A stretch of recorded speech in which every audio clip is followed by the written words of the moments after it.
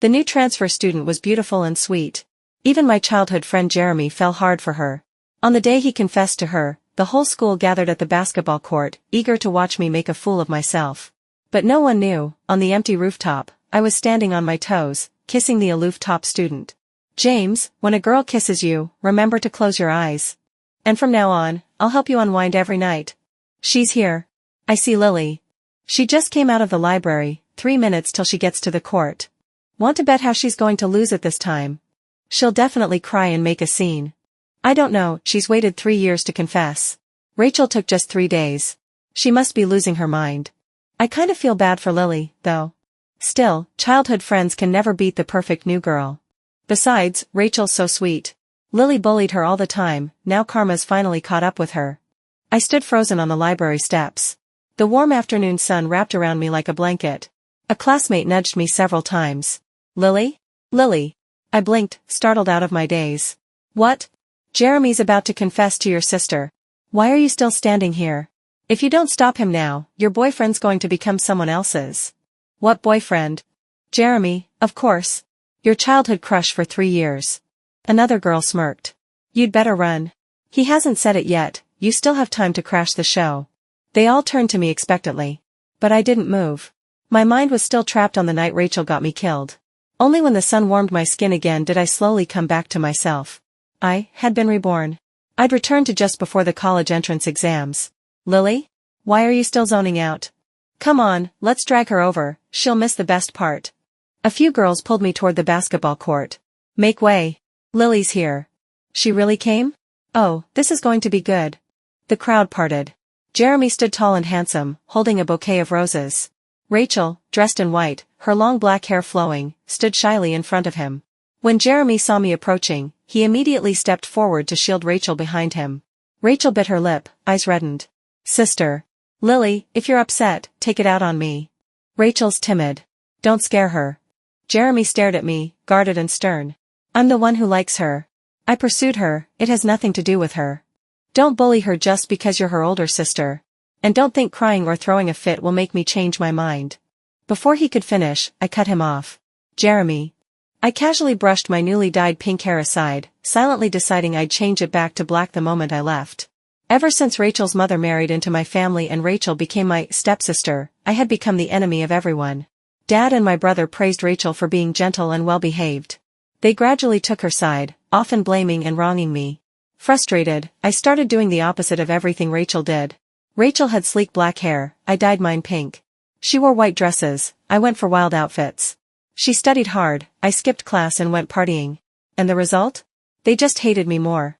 Teachers and classmates judged me constantly. I gained nothing. Later, before the college entrance exams, Rachel convinced the family to abandon me in the mountains. They drove away, leaving me behind. Not long after, I encountered something terrible. After hours of torment and violation, I collapsed face down in freezing mud, struggling for 3 hours before finally dying. That agony and despair. Like maggots gnawing on bones, impossible to forget. It left my heart frozen and bitter cold. Now that I had a second chance, I wouldn't make the same mistake. I'd no longer punish myself for others' wrongdoings. Dad, brother, Jeremy. I didn't want any of them anymore. Lily, stop wasting your energy. Fine. You two carry on. I didn't even spare them another glance. I turned and walked away. Jeremy seemed stunned. Lily? I didn't stop. I didn't look back. Whispers rose around me. Did Lily hit her head or something? She's not crying? Not throwing a fit? Jeremy sneered. She's just playing hard to get. How clever. Rachel bit her lip. She'll probably go home and tattle about me dating. Jeremy pinched her cheek affectionately. Don't worry. If she bullies you, I'll be the first to deal with her. I dyed my hair black again. When I returned to school, the evening self-study session had just ended. Jeremy stood outside the classroom, waiting for Rachel. A group of students were teasing them. Rachel's cheeks were flushed, and she looked sweet and demure. When I walked past, Jeremy pulled her into his arms in an exaggerated show of affection. I felt sick. Didn't even bother looking at them, just went straight into the classroom. Without thinking, I glanced toward the seat by the window in the back row. James's bag was still there. But he wasn't. The thought of him brought a sudden ache to my chest. In my past life, I deliberately approached James. I just wanted to piss off Jeremy. I wanted his attention. James was smart, he probably figured it out from the start. But he never exposed me. Instead, in those few months we secretly dated, he gave me the gentlest days of my otherwise dark, miserable life. He tutored me. Helped me quit smoking. When I was wronged at home and hurt myself in tears, he grabbed the craft knife from me without hesitation. Blood poured down, the wound deep and brutal. But he didn't even flinch. Later, our relationship only grew closer. 2 weeks before the college entrance exams, I discovered the secret he'd been hiding all along. That he'd fallen for me even before I got close to him. That same night, we kissed for the first time. We hugged. And promised to make our relationship official after exams. But I never lived to see that day. When they found my body, my father and brother thought I was a disgrace to the family. Jeremy only cared about comforting the traumatized Rachel. My ashes were left at the funeral home. No one claimed them. It was James who buried me. Now that I had a second chance at life, all I wanted was to see him again. If I was right, he should be on the rooftop, his favorite place. I didn't waste a second. I turned and ran. Jeremy called after me. Lily. He was holding Rachel's bag. Rachel wasn't around. You dyed your hair back. He looked me up and down, then scoffed. Trying to copy Rachel? Won't help. You can't fake what's in your bones. Trying to mimic someone else, pathetic. I couldn't help but laugh. Jeremy, if you're sick, go get treated. Lily. Move. I don't have time for your nonsense. I pushed past him and sprinted all the way to the rooftop. As the iron door creaked open, I saw him instantly. That familiar slender figure, standing by the railing. James. I called his name, dazed. And tears spilled down my cheeks in an instant. The wind howled across the rooftop. James's white shirt fluttered wildly in the wind, like the sails of a ship. As if the very next moment, he might be swept away into the night. James. I whispered his name again. He turned. His delicate yet striking features were softly illuminated by the dim stars overhead. For a moment, I felt as if I were dreaming. The sensation of unreality struck me like a wave. Lily? James, it's me. Lily. What are you doing here? He subtly moved his left arm behind his back. A sharp pain pierced my heart. And once again, the tears came flooding down. In my past life, whenever I was overwhelmed and tried to harm myself, James had always stopped me, soothing me gently. But when it was him hurting himself, I hadn't found out until it was far too late.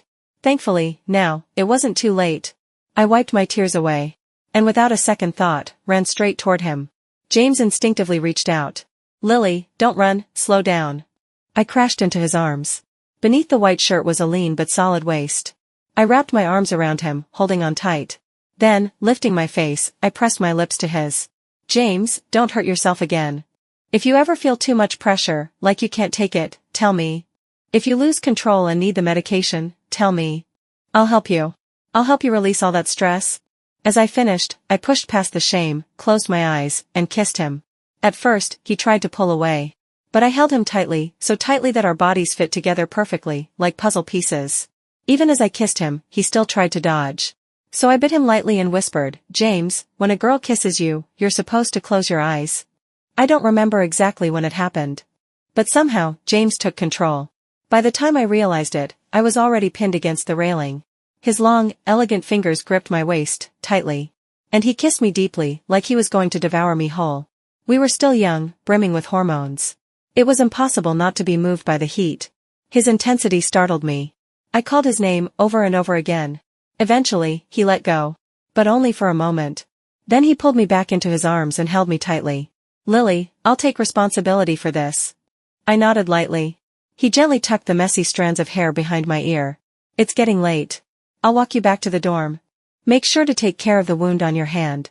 I will. And don't hurt yourself again. I won't. When we arrived at the dormitory building, James reached out and gently patted my hair. Lily, you look beautiful like this. I pretended to pout. So I was ugly with pink hair. He stood under the streetlight, his smile soft and warm. Pink was beautiful too. It's just, the first time I saw you, your hair was black. But no matter what you look like, Lily, I'll always recognize you at first glance. Tears welled up again. Yes. When my rotting corpse was found in the last life, neither my father, nor my brother, nor Jeremy dared to identify me. It was James who recognized me first. It was James who claimed my ashes. And gave me a proper burial. The next morning during early study period, I sat beside James. I behaved perfectly, quiet and focused as I memorized vocabulary words. Honestly, I used to have pretty good grades. It was only after Rachel moved into our house that I started slipping. If I worked twice as hard now, and with James tutoring me again, I still had a real shot at getting into the same university as him. After morning study ended, I stepped out of the restroom. Jeremy was leaning against the hallway railing, chatting with a few classmates. When he saw me approach, he scoffed. "Lily, how childish can you be? Sitting next to James just to piss me off? Do you even realize what kind of person James is? You think he'd go for someone like you?" Rachel joined him, her expression filled with concern. "Sis, we're in our final year. This is a crucial time, you shouldn't be in a relationship. If Dad and your brother find out, they'll be furious." I stopped and looked at her. "Aren't you dating too?" Rachel quickly shook her head. "No, I told Jeremy we'd only get together after the college entrance exams." I smiled. "Really? What a coincidence. James and I made the same promise." Then I turned and walked away. "She's so full of herself," someone muttered. "Even the school belle from next door got rejected by James." Rachel murmured softly, "Maybe James just likes girls like her." "Come on, Rachel. If James actually liked her, I'd eat poop upside down." I stopped and turned back.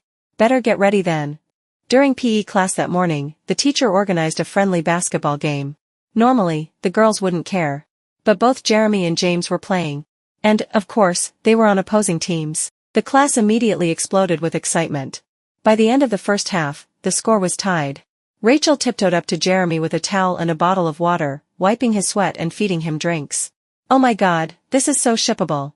Their height difference is adorable." Jeremy's eyes when he looks at her, so full of love. "I'm gonna die from the sweetness."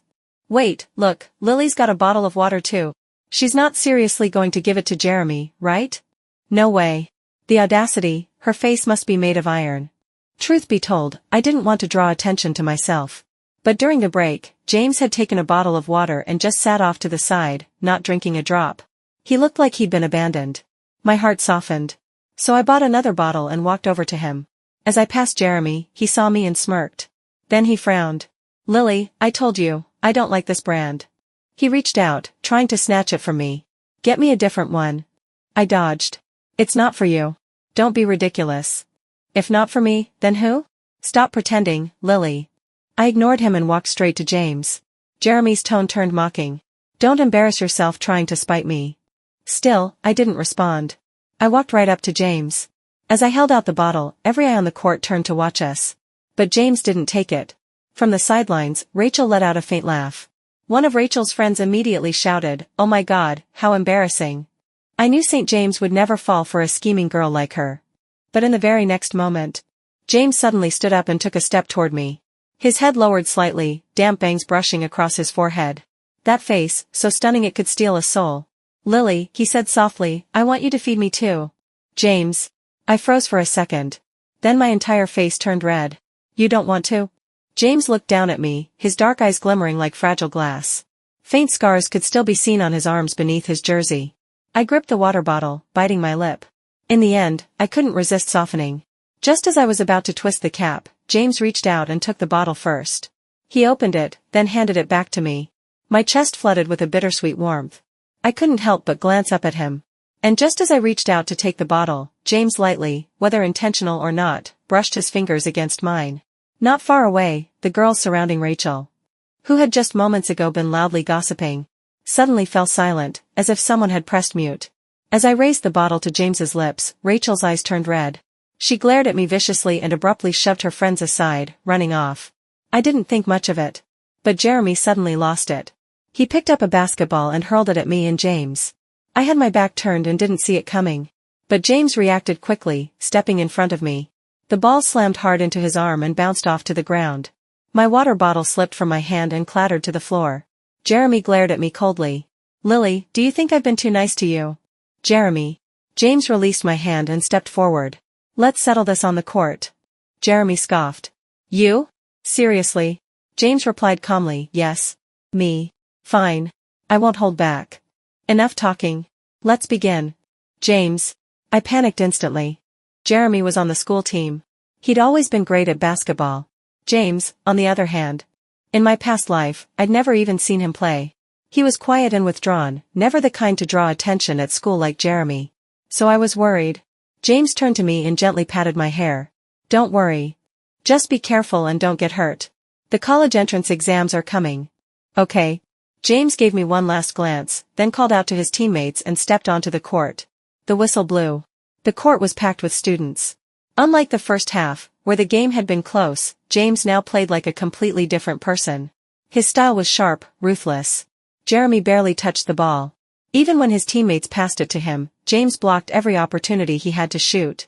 When the final whistle blew, Jeremy's team had suffered a crushing defeat. But James didn't stop there. He didn't throw the ball at the hoop. He slammed it into Jeremy's chest. "Jeremy," he said coldly, "don't bother Lily again." "I bother her." Jeremy's face twisted with fury. He completely lost control. "James, do you even know who's clinging to who here? Lily's liked me for 3 years.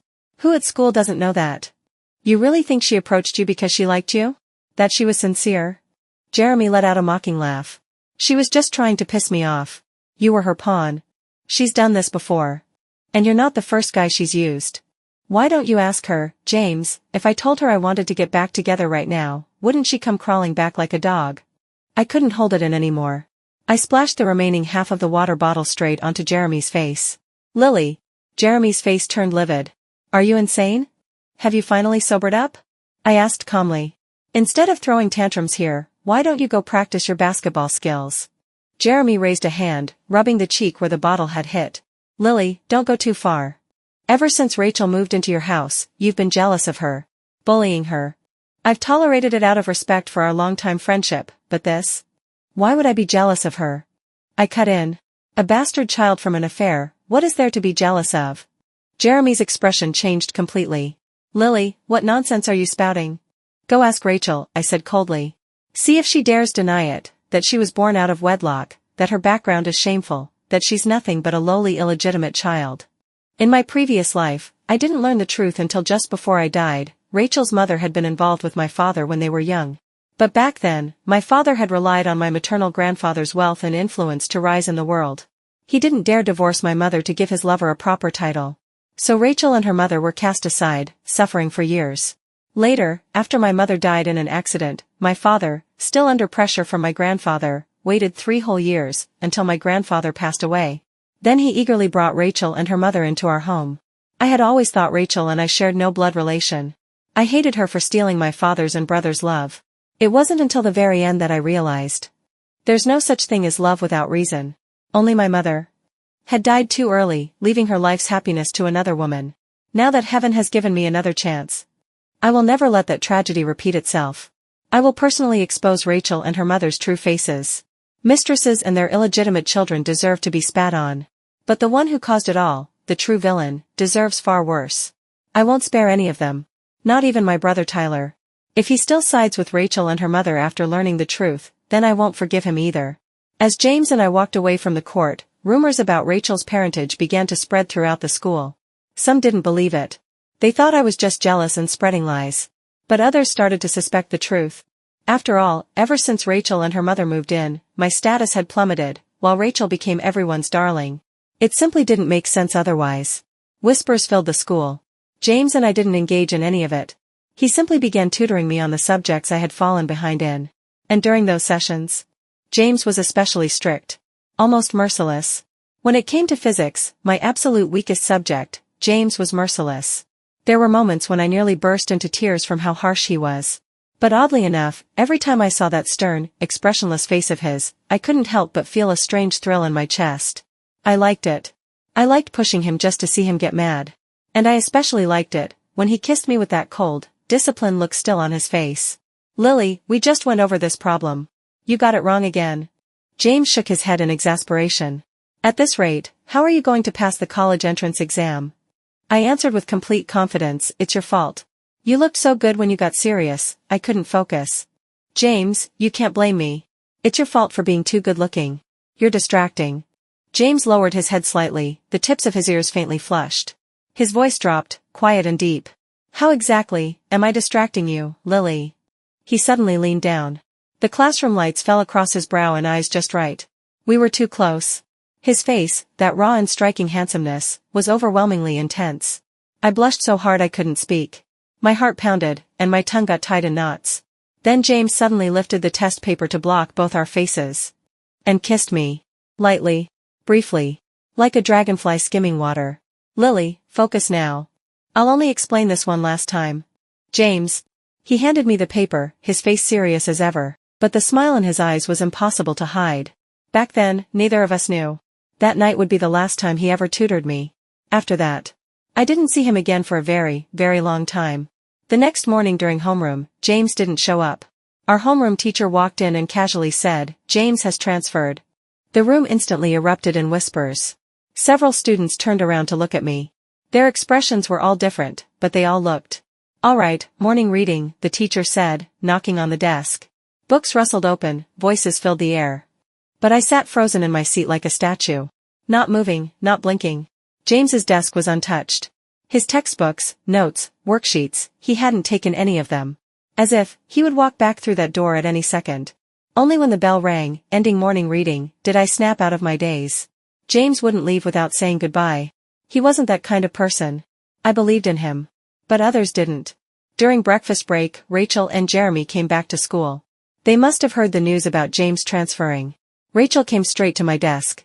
"Sis, don't be too sad, okay? I heard James's background is quite impressive. He comes from a top elite family. Families like his care a lot about their children's future. He probably transferred because his parents were worried that a teenage romance might affect his studies. Once the exams are over, maybe he'll come back to find you." One of Rachel's little cronies snorted. "Honestly, he probably just got bored of her and ran off before she could cling to him." "Lily, you didn't actually take him seriously, did you?" They laughed, sarcastic and smug. Jeremy, standing to the side, his cheek still bruised, looked at me coldly. "Lily, only someone as dumb as you would do something so stupid and get nothing in return." "Jeremy," Rachel said gently, "my sister's probably feeling really sad right now. Maybe don't say that." "And you're still defending her," he snapped. "She dumped all that filth on you and you still speak up for her." Rachel lowered her head, her voice trembling just right. "I know my sister isn't happy with me. Dad and our brother dote on me now because of everything I went through. It's only natural she'd be upset." "Rachel, can you please think for yourself for once?" Jeremy said angrily. "She's slandering you. You should be suing her." "Slander?" I slowly rose from my seat, smiling coldly. Which part of what I said was slander? "Rachel, can you honestly say your mother wasn't a mistress? That you weren't born from an affair?" "That's enough, Lily. Tyler already told me. Aunt Amy and Uncle Eric were in love long before your mom barged in and broke them apart. Even if Aunt Amy made mistakes, your mom was the real villain. Tyler's known this for a long time. That's why he's always felt guilty toward Aunt Amy and Rachel. He and your dad treat them well now, to make up for your mother's sins." At that moment, I felt like something exploded in my ears. My legs almost gave out. Tyler, my full-blooded brother. I never would have guessed, he'd known the truth about Rachel's background all along. And even knowing, he still thought this way. He still did this. Even if Aunt Amy and Eric were once in love. Even if my mom broke them up. Could my mom force Eric to marry her? To sleep with her? To have children? Eric built his fortune on my grandfather's support. No one forced him into that. He lived in wealth and comfort all these years, and never once complained. He climbed high on his wife's family's power, while secretly keeping his old flame in the shadows. And even had a child with her. And now, they're the victims? And my mom's the villain? But what broke me the most, was Tyler. Mom carried him for 10 months and gave birth to him. Yet now, he stood with Rachel and her mother, insulting his own mother's name. Standing side by side with that woman. If there was any part of me still holding on to Tyler before, that moment shattered it completely. Just like in the past life, Tyler was beyond saving. "Lily," Rachel suddenly said, her eyes brimming with tears, "if we're being honest, your mother was the mistress. She used her background to split up two people who loved each other. My mom and I suffered so much because of her. But now, things have returned to how they were meant to be. I don't want to fight over our parents' mistakes anymore. Let's live peacefully from now on, okay?" She smiled so graciously, then reached out her hand to me. Jeremy looked ready to die from heartbreak. Around us, some classmates started to murmur in agreement. Only one or two whispered under their breath, but still. Lily's mom was the legal wife. I'm speechless. I hope your moms all meet a mistress like that someday. Perhaps because I stayed silent, Jeremy suddenly grew impatient. "Lily, why are you just standing there? Rachel's already tried to make peace. What more do you want?" I glanced at my watch and chuckled. "Don't be in such a rush. Just wait 3 more minutes." 3 minutes for what? Rachel gave a gentle, soothing smile. "Jeremy, let's give my sister a little more time. She must still have a lot of resentment toward me." I looked at Rachel's face and smiled even wider. "No, you've got it wrong. It's you who should cherish your final 3 minutes of peace." Rachel froze, her expression faltering. She looked like she wanted to say something else, all pitiful again. But I raised my hand and stopped her, calmly and coldly. Jeremy scoffed, "Quit with the dramatics, Lily. If you make peace with Rachel now, it's still not too late." The moment his words fell, someone outside the classroom suddenly called out loudly, "Lily, someone from your family is here to see you." "I'm coming," I replied, then turned to Jeremy. "Want to come home with me and watch a good show?" When I got home, my two uncles were already there. Rachel's mother stood off to the side, covering her face. Her hair was a mess, and one side of her cheek was visibly swollen. Eric sat on the sofa, face twisted in rage. Tyler stood quietly nearby, too afraid to even breathe. Rachel's face had turned deathly pale. She took a step forward and called out softly, "Dad." But Eric raised his hand and slapped her across the face. I'll admit, I didn't expect that. On the very first day after I was reborn, I had contacted my uncles in the capital. I'd told them everything I knew, every dirty little truth. After all, I was still a minor. There were many things I couldn't handle on my own. My uncles couldn't stop Eric from remarrying after my mother's death. But they could hold him accountable for cheating and fathering a child while his wife was still alive. In the past few weeks, my uncles had basically uncovered everything about Rachel and her mother. Now, it was time to settle the score. But judging from the current scene, it seemed there was an unexpected surprise as well. "All the evidence is right here," one uncle said coldly. "Eric, how do you want to handle it?" Eric's face was livid. "Get them out. Both of them. Throw those two filthy women out of my house." "Dad, you've got it all wrong." Rachel clutched her cheek, her eyes wide with confusion and hurt. "You filthy thing, you think you have the right to call me Dad?" Eric grabbed a few sheets of paper and flung them at her face. I glanced at them and immediately saw the bold title, Paternity Test Report. In that moment, everything clicked. How ironic. A twist upon twist. Rachel wasn't even Eric's illegitimate daughter. Rachel's mother had deceived him. And Eric, he'd just earned himself a nice, shiny green hat. No wonder he was fuming. This can't be. Rachel's legs gave out, and she crumpled to the floor like a rag doll. Jeremy suddenly rushed forward, snatching the papers. As his eyes scanned the report, his face twisted in disbelief. "Rachel, didn't you say your mom was never married before? Then who's your real father?" His expression turned dark, his grip tightening on Rachel's arm. Rachel's face flushed red instantly. I don't know." "Well asked," my second uncle interjected with a smile. "Since we're all here, might as well reunite father and daughter." When Rachel's biological father was brought in, I was shocked. He was the same man who had recently started working at our house, as their driver. He had claimed to be a fellow townsman who knew Rachel's mother well. And apparently, he really did know her well enough to have a child together. When Eric saw him walk in, his face turned crimson with rage. He looked like he might pass out on the spot. This wasn't just humiliation. This was betrayal. A complete takeover of his household. "That's enough," my eldest uncle declared. "No point in getting angrier now. I say we report this to the police." Decision made. Tyler opened his mouth, trying to say something, but in the end didn't have the guts. Rachel instinctively reached out to grab Jeremy's hand. But he stepped back like she was a venomous snake. I watched the whole scene coldly. People really were fickle creatures. Just a moment ago, Jeremy was praising Rachel for being sweet and innocent. And now? He couldn't get away fast enough. Then again, I supposed he was just scared of her true identity. After all, Rachel's biological father looked sleazy and cunning. A guy like Jeremy, from a well-off family, wouldn't want to be tied to someone like that. Eventually, the entire trio, Rachel, her mother, and her biological father, were taken away by the police. Eric used the excuse of not feeling well to escape upstairs. Tyler tried to sneak away too, but my uncle stopped him. "If you can betray your own mother and stand with outsiders, then you don't need to inherit a single cent of her company or her estate. Give it all to your sister instead." Tyler panicked and tried to argue, but my uncle cut him off firmly. "No need to say another word. We know exactly what you've done. Tyler, you've truly disappointed us." "Lily," he suddenly turned to me, pleading, "please say something to them for me. I know I was wrong. We're siblings, aren't we? We're supposed to support each other." I pushed his hand away. "The moment you chose Rachel and her mother over Mom, we stopped being siblings." I looked at him one last time. "Take care of yourself, Tyler. If you keep being this blind and naive, there's plenty more pain waiting for you." When I sent my uncles back to the capital, my eldest uncle suddenly pulled me aside. "Lily, did you ask anyone else to help you?" I blinked in confusion. "No. I only told you and second uncle." "That's strange," he muttered. Everything went too smoothly. It felt like someone was helping from behind the scenes. My heart skipped. For a moment, James's face flashed through my mind. A bittersweet ache welled up in my chest. Where did he go? And why didn't he say goodbye? Could it be him, helping me from the shadows? If he could do all this in secret, why couldn't he just say goodbye in person? On my way back to school, tears fell silently down my cheeks. Just before reaching the school gates, I passed by a familiar little street food stall. In my past life, whenever I skipped class, I used to come here for Odin. Sometimes, I even dragged James along with me. But this time around, I'd only mentioned the stall to him, I hadn't yet taken him here. The lady running the stall recognized me instantly and greeted me with a smile. As I picked out food one piece at a time, she suddenly handed me a folded note. A boy from your school asked me to give this to you a couple of nights ago. It was past midnight, and a bunch of fancy cars showed up. That boy, he was tall. Really handsome. The lady kept chattering cheerfully. Hands trembling, I unfolded the note.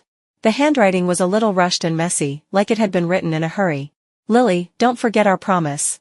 See you at University D. In that moment, tears poured down my face. I knew it. I had always believed. No matter how hard life gets, James would never leave without saying goodbye. Not in the past life. Not in this one. He never lied to me. He never broke a single promise. This lifetime was no different. After everything with Rachel and her mother finally came to an end, Jeremy became withdrawn for a while. Rachel had transferred to another school again, vanished without a trace. Jeremy tried to mend things between us, but I never once responded. Instead, I threw myself completely into the intense final review before the college entrance exams. Without James there, selflessly tutoring me like before, I could only make up for it by working 10 times as hard. After the exams were over, Jeremy found an opportunity to confess to me. I rejected him flat out. Lily, are you still thinking about James? He left without a word, completely disappeared. And you're still clinging to him? I didn't bother wasting my breath on someone like Jeremy. Not a single word. The day I received my acceptance letter, just like I'd hoped, I got a call from an unknown number in Beijing. On the other end was a woman's panicked, tearful voice. Are you Lily? Please, could you come to XX hospital in Beijing? James, he's not doing well. We don't know what else to do. When I finally arrived at the hospital, it was almost midnight. A woman was waiting for me at the entrance. She looked to be in her 30s, beautiful, though clearly exhausted and overwhelmed. She resembled James just enough that I guessed who she was. You're Lily? Yes, Auntie. I'm Lily. She gripped my hand tightly, tears spilling down her cheeks. Go see him, please, talk to James. I tried to keep calm, to stay steady. But the tears I'd been holding back spilled out all at once. On the way to his room, I imagined countless possibilities. But none of them prepared me for the reality. In just a few short months, James had become unrecognizable. Both his arms were wrapped in blood-stained bandages. His wrists, thin as bone, were strapped tightly to the bed. He couldn't move. He simply lay there, unmoving and silent. His eyes, once obsidian black, were now lifeless, dull, and gray. He stared fixedly at a point on the wall. Didn't blink. Didn't move.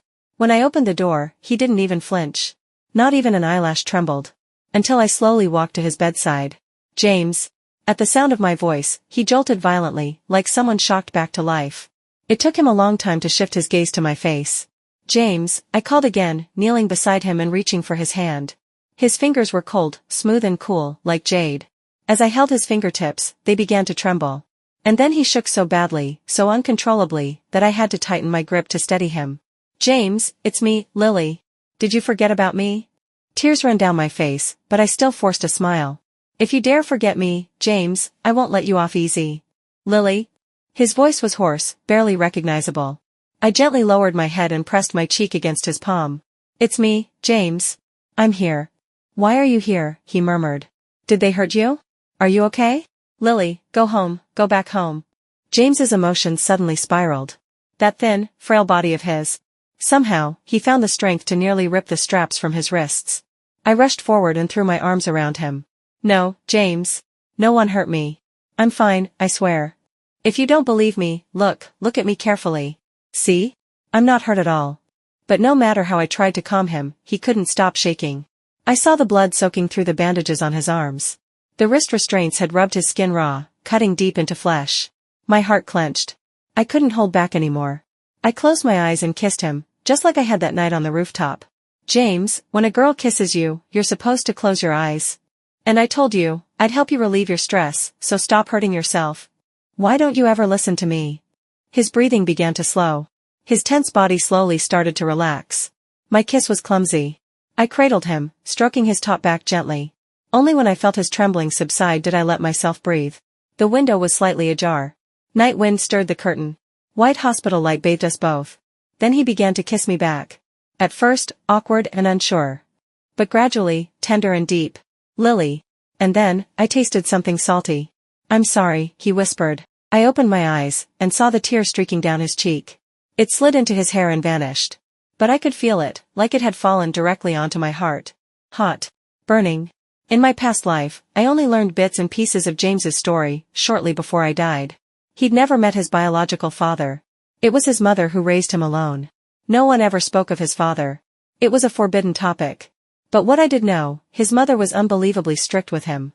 Almost cruel. Every test, he had to come first. Every competition, he had to win. His weekends and holidays were filled with endless extracurricular classes. And in every single one, he had to excel. In 5th grade, he tried to resist once. Left a test unfinished on purpose. Fell out of the top 10. That time, his mother didn't hit him like usual. She slit her wrists in front of him. James was terrified. Since then, he never dropped from first place again. And that's when his mental health started to spiral. By the time I met him, his self-harming tendencies were already far worse than mine. But he never let me know any of this. I only found out when he had a sudden breakdown and I stumbled upon it. Only then did I realize how suffocating his life had been all those years. But in that past life, I died before I could save him. I never found out what happened to James in the end. But his illness, it was severe. So deep, so dangerous. I had a sinking feeling, things probably didn't end well for him. But now, I've been given another chance. We're 18 again. And I still have time. Time to pull him out of that nightmare. James eventually fell asleep. Even in sleep, he refused to let go of my hand. I stayed by his side until he drifted into deep slumber. Only then did I gently free my fingers and step out of the room. The James family was waiting outside. But his mother was nowhere to be seen. Lily, said a man, stepping forward. I'm James's father. May I speak with you for a moment? I looked at the middle-aged man standing before me. Tall, graceful, still charming even with the years etched into his face. There were traces of James in his features. No wonder. James's mother had never remarried. She had waited all this time, hoping he'd come back. I nodded and followed him into a quiet, empty room. James's mother regrets everything deeply, he began. All these years, she never realized James was sick, let alone this severely. This time, he had a relapse because she made the decision on her own to send him abroad for school. James's father let out a long sigh. Actually, I've known about you for quite a while. I knew how important you were to James. When I brought him and his mother back to Beijing, James didn't want to come with me. But his mother insisted. She was determined to cut all ties with his past, especially you. She wanted James to start fresh in Beijing, follow the path she laid out, study abroad, marry into another wealthy family, and take over the family business. They had a terrible argument that day. She even threatened to take her own life again. In the end, James gave in, but on one condition. He asked me to help with the problems your family was facing. I agreed. And James kept his promise. He returned to Beijing and stopped contacting you before the college entrance exams. But later, his mother went back on her word and forced him to leave the country. That's when he broke down and had another episode. That night, just like she once did, he cut his own wrists. The doctors said, if they had been 1 minute later, they wouldn't have been able to save him. It was then that we finally saw all the scars on his body. At this point, James's father wiped away a tear. When I was young, I failed his mother. They both suffered so much because of that. I'm already over 50, and James is my only child. This time, I finally understood, being alive and healthy matters more than anything. James loves you. As his parents, we shouldn't stand in the way. I always thought I owed his mother too much, so I listened to her in everything. But not anymore. Lily, will you stay by James's side? I wiped my tears and looked at him with calm certainty. Of course I will. But I'll stay with him not because of who he is now, or who he'll become. But because, he's James. Because of the warmth and happiness I once had by his side in a past life. James recovered quickly. Miraculously well. Not long after he was discharged, we enrolled at D University together. We were together every single day. His episodes became fewer and farther between. By our senior year, he hadn't needed medication for 9 months straight. That same year, after we graduated, we got married. But the night before our wedding, James suddenly had a relapse. According to tradition, we weren't supposed to see each other the day before the ceremony. I was staying at my uncle's villa in Beijing. It was about an hour and a half drive from our new marital home. At midnight, someone from the James family showed up at the villa. My two uncles were startled. My aunt rushed upstairs to wake me. I quickly got dressed and came down. When we arrived at the house, the car had just pulled through the gates when James suddenly came running toward us. The driver slammed on the brakes. As soon as the car stopped, James pulled open the door. Lily. Right there in front of everyone, he pulled me into a tight embrace. The driver, the servants, his family, our relatives, everyone was watching. But he didn't care. He kissed me right there. I had a dream, he said, voice trembling. I dreamt you ran away from the wedding, Lily. Can you not stay at your uncle's house tonight? But that's the tradition. We're not supposed to see each other the night before our wedding. Well, we already broke it. James cupped my face. So let's break it all the way. Please. That night, I didn't return to my uncle's house. I didn't stay at the James family's home either. James insisted on taking me to our new house. And so we spent the night there, together. Lily, he said as he hugged me from behind, you once said you'd help me de-stress every day. Does that promise still count? Of course it does. I'm really nervous right now. I can't sleep. What should I do? I tilted my head up, closed my eyes, and whispered, then kiss me, James. Will you? He leaned down and kissed me.